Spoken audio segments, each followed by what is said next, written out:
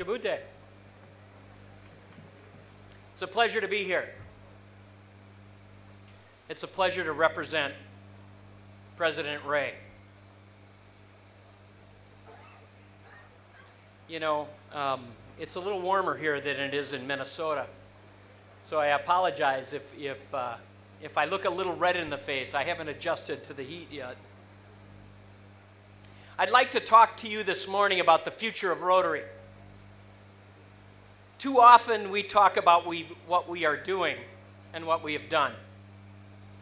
And not often enough do we take the time to dream. So I ask you for a moment to close your eyes, to look within yourself, to see the future of Rotary.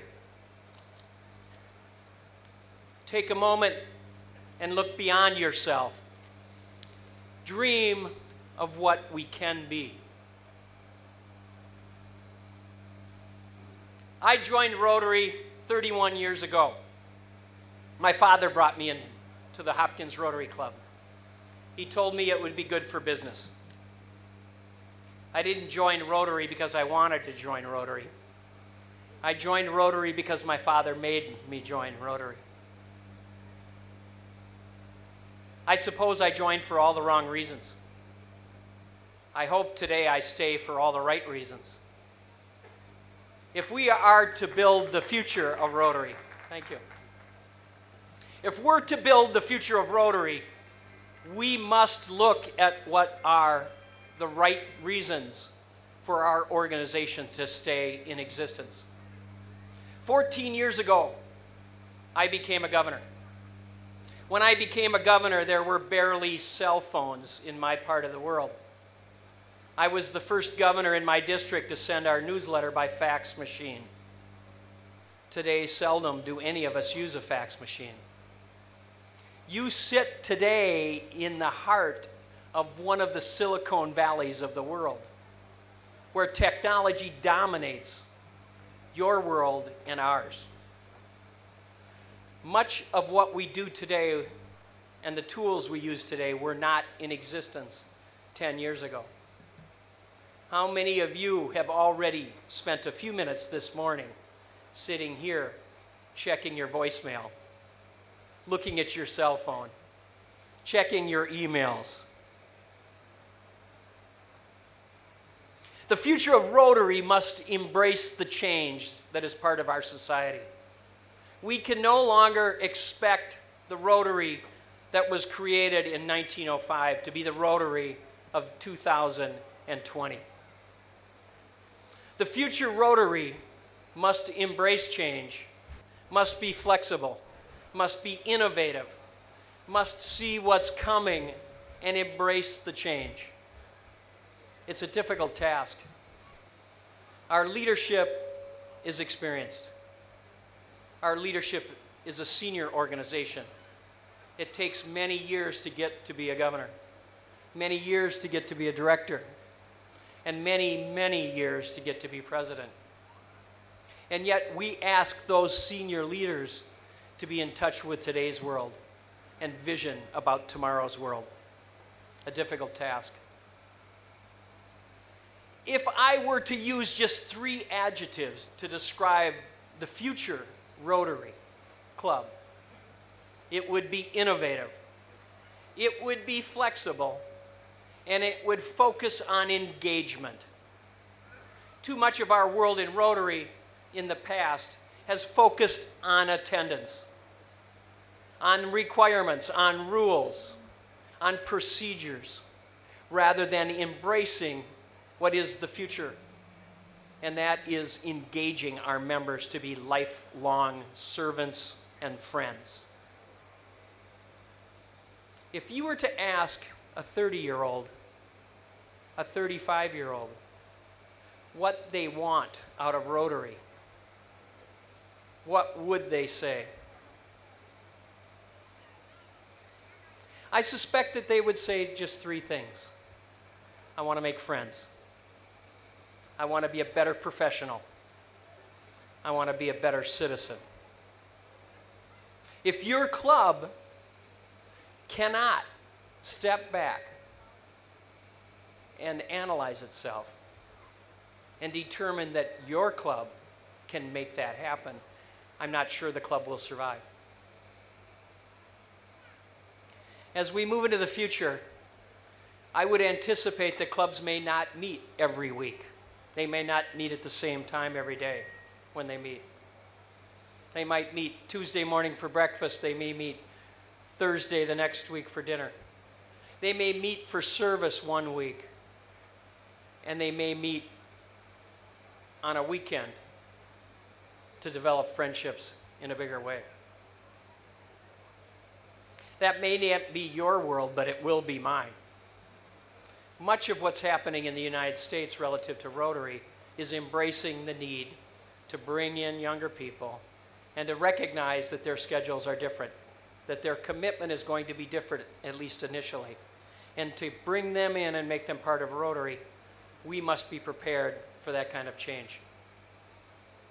One of the critical things that has to happen in Rotary to help us survive is to embrace the differences in our organization. In the future, Rotary will be managed much more on a regional basis. We must understand the tremendous differences in Rotary in different parts of the world. In your world today, you have tremendous success in bringing people into Rotary.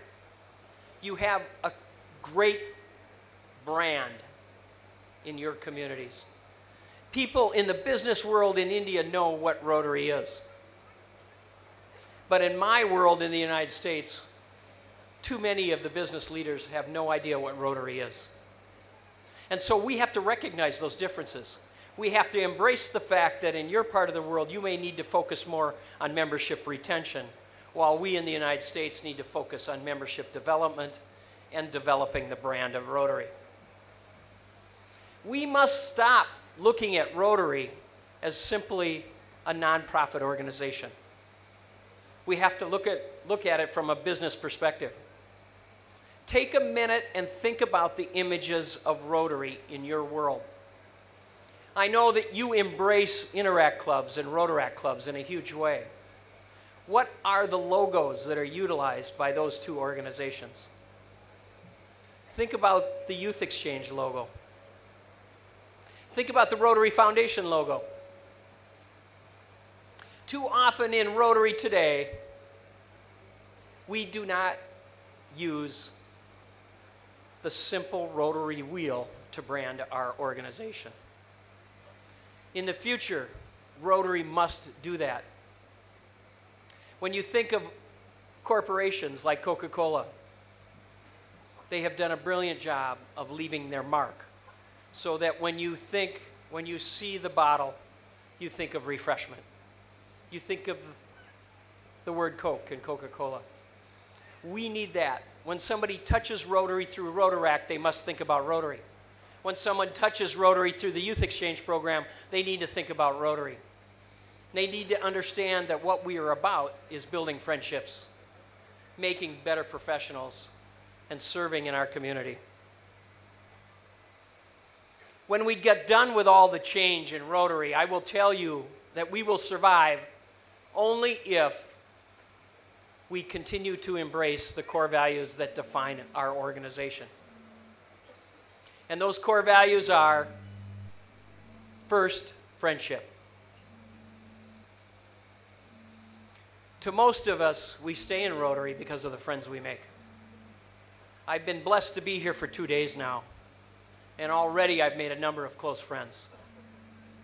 What brings us to meetings like this, more than anything, is to see the people that we haven't seen in a few days or a few weeks or a few years. To come back and see the people that bring the smile to your face. And I too am that way. I look forward to coming back someday and embracing the new friends that I see here. I look forward to seeing many of you at the convention in New Orleans or Bangkok, or future conventions, whether they be in Seoul, Korea, or Sao Paulo. So fellowship and friendship must remain at our core. As we change, we cannot change the core values. Diversity is a core value that we have adopted and continue to embrace as one of the things that we want to be all about. And I will tell you that diversity is defined differently throughout the Rotary world. In my world, we desperately struggle to bring in minorities and to bring women up in leadership positions. In other parts of the Rotary world, the focus on diversity is solely on classifications to bring in diverse membership. If we are to fight the battles of poverty, to win the war against diseases, we need all skills. We need all talents. We need women and men. We need people of minority, of white, black, yellow, regardless of their skin color. We need their talents. We need their friendship to make our organization better, to help solve the problems that we face today and will face tomorrow. Integrity must remain at our core. We must continue to keep the four-way test in our minds and at our club meetings. We may never achieve the level of integrity that we strive for, but we must continue to embrace our efforts to be as ethical as possible. There are two remaining core values in Rotary that must remain a part of our organization if we are to survive. One is leadership. And I will tell you that the future of leadership in our organization, the face of leadership is changing and changing rapidly. The face you see on the screen before you is not the future face of leadership. Traditionally, when we pick presidents in Rotary, we have picked an American once every 3 years. But I will tell you that when we finish the term of Suguchi Tanaka, who is the president nominee of Rotary International, we will finish a decade where 4 out of the last 10 presidents will have come from Asia. The growth of Rotary, yes, you should applaud that. The growth of Rotary will and must come from your part of the world. As your economy continues to improve, I fully anticipate that Rotary in India will continue to grow. I remember recently talking to the director who sits on the board, who is from the United Kingdom. And 10 years ago, he served as the president of Rotary International British Isles. At that point in time, there were 58,000 Rotarians in the United Kingdom. And there were 57,000 Rotarians in India. Today, you have more than doubled that number to over 120,000 Rotarians. You have become the second largest country in terms of number of Rotarians.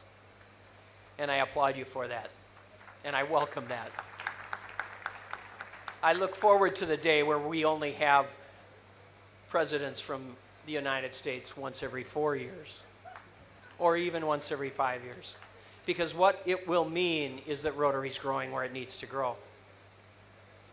I will say to you, though, be careful. Because what you embrace today may be much different in 10 years. We are on the edge of developing relationships in China. And no one can even begin to imagine what will happen